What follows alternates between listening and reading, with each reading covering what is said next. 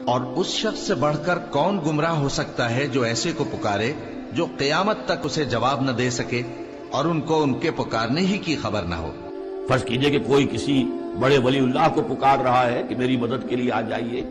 وہ اللہ کا بندہ کہاں ہے، علیین میں، اعلیٰ علیین میں ہے، کہاں ہے، اسے پتہ بھی نہیں کہ کوئی بے وقوف مجھے پکار رہا اللہ کے نام بجائے اللہ کو پکارنے کے، وہ فرشتے کو پکار رہا ہو،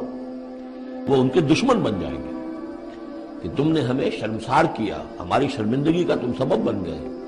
تم نے ہمیں اللہ کا مد مقابل بنا دیا۔ جیسے کہ حضور صلی اللہ علیہ وسلم نے ایک صحابی کو ٹوک دیا، وہ اپنے کسی گفتگو کے انداز میں، اور ظاہر بات ہے کہ ان کی نیت تو وہ نہیں تھی کہ حضور کو اللہ کے برابر کر دیں، لیکن الفاظ ایسے ان کی زبان سے نکلے، ما شاء اللہ و ما شئت،